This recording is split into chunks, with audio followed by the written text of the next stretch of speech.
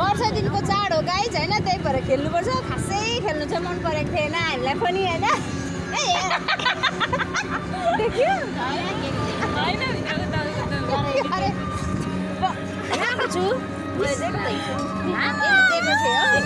कहाँ त्यो बिना त कहाँ हो म त मैले देखेँ त हिजो भनेर जस्तो सुनेको नि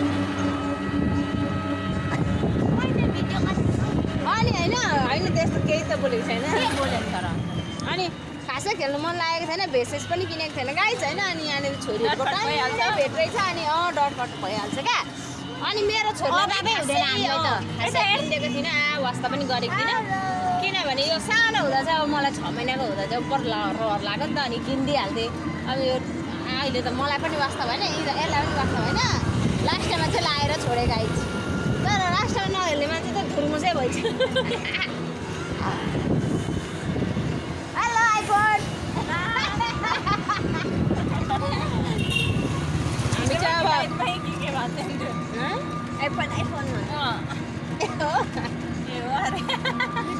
यो जन्ममा मेरो त आइफोन हुँदैन, फिक्स नै थाहा छ होइन।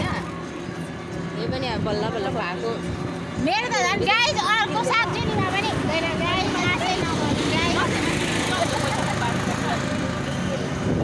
अनि हामी चाहिँ हल्का हल्का खेलेर त बजारतिर जाँदैछौँ क्या गाइज।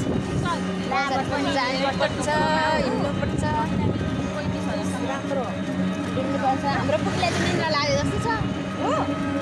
हिजो पनि जस्तो भएर एकैचोटि राति सिधै मात्र डोगेर उठेको कोही अनलाइन हेर्नु त डाब परै डाबर त हाँसेर हो।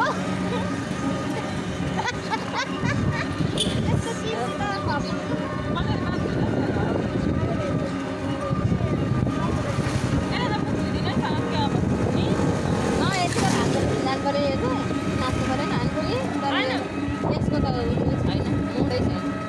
जति मोड भइसक्यो अघि भयो अघि कस्तो तगाडे थियो अहिले लोस्याङ्गरी भइरहेको छ।